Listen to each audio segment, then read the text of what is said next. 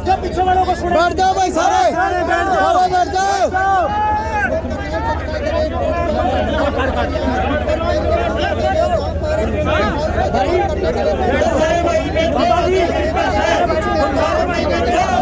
बैठ जाओ भाई, बैठ जाओ।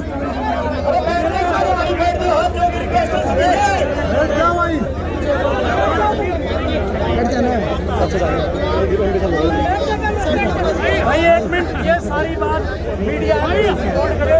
हम चाहते हैं बिल्कुल पब्लिक डोमेन में बात होनी चाहिए। मीडिया तो बिल्कुल सब साथी शांत हो जाए, या तो सरकारी अधिकारी बात करेंगे या परिमल जी अब मैं, और कोई भाई बीच में बोले ना। माइक चुप हो जाओ सभी, माइक दे देना, माइक दे दो।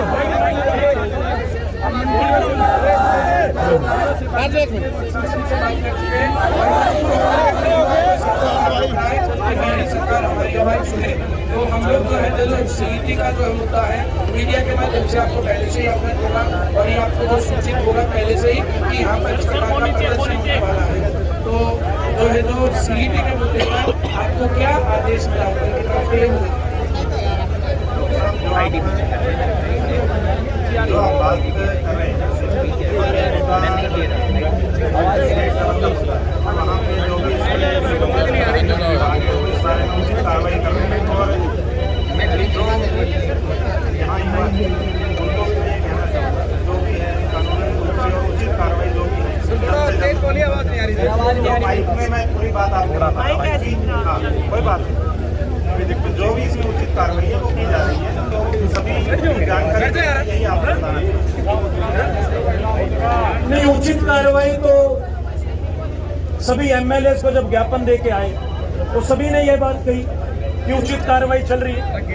सांसद महोदय करनाल के संजय भाटिया जी को ये बच्चे कई बार मिले, मैं अगर गलत नहीं बोल रहा हूँ, सीईटी वाले बच्चे खुद प्रीमल सर मिले, उन्होंने भी कहा ये सारी जो स्टोरी है ये प्रीमल सर बताएंगे जब संजय भाटिया जी से इस मुद्दे पर इनकी मुलाकात हुई।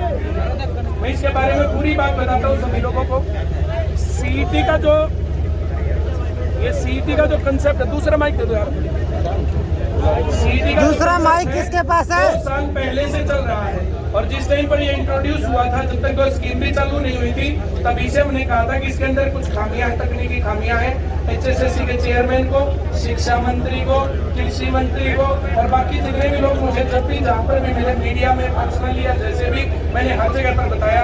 मुख्यमंत्री जी को भी बताया कि इसमें तकनीकी खामी है और सभी लोगों ने मानी भी बात की कि हाँ है, लेकिन पता नहीं क्यों जो है जिद पकड़ते चले गए और फाइनली मुद्दा यहाँ पर पहुँच गया कि इस प्रकार से आर पार लड़ने के लिए युवाओं को जो मामला यहाँ देखना पड़ रहा है। शिक्षा मंत्री जी से मेरी मुलाकात हुई, उन्होंने मुझे कहा कि मैं मुख्यमंत्री जी से रिक्वेस्ट करके और इसको शॉर्ट आउट करवाऊंगा और मैं भी चाहता हूँ कि ये जो है क्वालिफाइंग होना चाहिए। जो हमारे जेपी दलाल जी कृषि मंत्री, उन्होंने भी जो है ये वायदा किया था कि आप बिल्कुल सही कह रहे हैं और तकनीकी खामी इसके अंदर है और इसके अंदर ये जो है मुद्दा होना चाहिए। अभी 4-5 दिन पहले भाटिया जी से मैं मिला था, उन्होंने मुझे बुलाया था, ये इशू क्या चल रहा है और मामला क्या है, पूरी जानकारी मुझे दो। तो फिर मैं वहाँ पर गया था, फिर मैंने उनको जो सारी बात समझाई थी और फिर ऐसी बात के अंदर मैं जो बता रहा था उनको कि 2019 में भाजपा सरकार ने बहुत बड़ी गड़बड़ की थी। HSSC का जो पेपर था कलर का, वो कलर के पेपर के ऊपर जो कुछ पार्ट तो आ गया था आउट ऑफ सिलेबस और बच्चों को जो है जो रोल नंबर दिया गया था वो दिया गया था कम से कम 200 किलोमीटर दूर। उसके कारण बच्चों का मामला गड़बड़ हुआ था। मैंने भाटिया जी को बताया था कि एक रील बहुत ज्यादा वायरल हुई थी और वो असर वैसे का वैसा पड़ा। उस रील के अंदर था एक लड़की जो बोलती है कि खट्टर साहब पेपर हमारा भी नंबर का था और पेपर आपका भी 90 नंबर का है। अरे सोचा मेन्यू थे, हमारी 75 पार है, अरे सोच आप भी नहीं रहे हो 75 पार। पेपर हमारा भी आउट ऑफ सिलेबस आ रहा है और पेपर आपका भी आउट ऑफ सिलेबस आओगा। ना तो 40 मारे आए और ना 40 तेरे आए। अब की बार जो मामला बनना नहीं, वो 40 ही सीट आई। तो जब मैंने उनको भाटिया जी को ऐसे बताया, उन्होंने बताया भाई दूसरे को मैंने आगे का भी बता दे। तो मैंने उनको कहा था कि अगर सीईटी क्वालिफाइंग नहीं हुआ तो आपकी 30 सीट आनी नहीं लिखवा दो इस बात को। और मैं मीडिया के सामने इस बात को बता रहा हूँ, पूरे हरियाणा का युवा यहाँ पर खड़ा, उनकी मौजूदगी में बता रहा हूँ। अगर युवाओं की इस प्रकार से अनदेखी की गई तो भाटिया जी को मैंने करनाल में बताया था बीजेपी के कार्यालय में और 1 हफ्ता पहले ही, अगर जो है युवाओं की इस प्रकार से अनदेखी की गई, आप देख लो ना इनके चेहरों की तरफ, कौन सा जो है बीजेपी को वोट देगा अगर इनकी ऐसी सुनाई नहीं हो रही है। तो मंत्रियों का प्रशासन को, HSSC को हर जगह तो बता रही है, और कहाँ जाए तो ये रास्ता है। और जो उचित और कानूनी कार्रवाई है तो बहुत ज्यादा लंबे समय से चल रही है सर। आप इसके ऊपर जो है ठोस बात के बिना काम चलेगा नहीं सर। कि मैं आपको ठोस बात नहीं कहता हूँ, जो यहाँ छात्र आए ऐसा नहीं है कि किसी के साथ कोई अन्याय तो होगा नहीं। और आप ये बिल्कुल अपने मन में रखिए, जो भी फैसला होगा वो छात्रों के हित में ही और जल्दी। ऐसा बिल्कुल भी नहीं है कि कोई उनके साथ अरीब। सर इस जल्दी का पता नहीं ना, ये जिस दिन जो है ना, जैसे जिस दिन ये पॉलिसी इंट्रोड्यूस आपने खुद ही बताया कि सर, जिस दिन रिप्रेजेंटेटिव से मिल चुके हैं, तो इसमें जो मेरे पास इनपुट है इसमें बिल्कुल छात्रों के हित में ही कार्रवाई होगी और जो भी फैसला होगा इनके हित में ही। जैसे ये जल्दी का मामला जो ना, जैसे जल्दी का मामला तो चलते चलते अब जो है 25 तारीख से तो पेपर ही है। अब जल्दी और लेट का तो मामला ये है ना कि 25 सितंबर के बाद फिर कहाँ जाएंगे। मैं माननीय SDM साहब को एक बात बताना चाहूँगा। SDM साहब आप सरकार की तरफ से आए हैं और आपका ये फर्ज बनता है कि आप ये बात करें, लेकिन मीडिया के साथ ही मौजूदा ये बता देना चाहते हैं, आज 16 तारीख, 17, 18, 19 और 20 तारीख को इन बच्चों के एडमिट कार्ड इशू होते हैं। मैं गलत तो नहीं कर रहा? बिल्कुल ठीक बात। HSSC की जो नोटिफिकेशन है उसके तहत 20 तारीख को बच्चों के एडमिट कार्ड इशू हो जाएंगे और 24 और 25 को बच्चों के एग्जाम।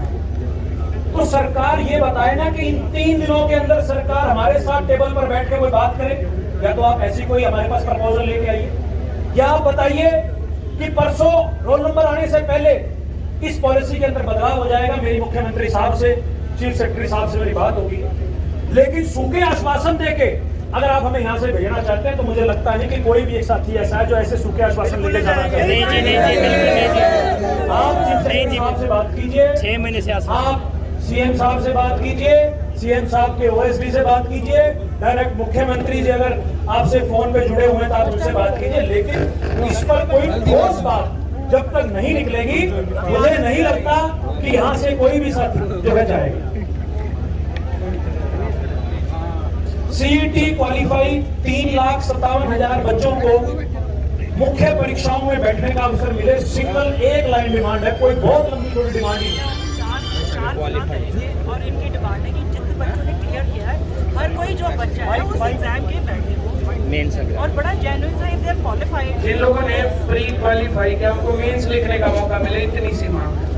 जैसे IAS UPSC का है, हर जगह जहाँ पर भी क्वालिफाइंग नेचर का होता है, CET भी क्वालिफाइंग नेचर का, पर ये एकमात्र ऐसा इकलौता एग्जाम है क्वालिफाइंग नेचर का जिसमें सबको मेंस लिखने का मौका नहीं मिल रहा।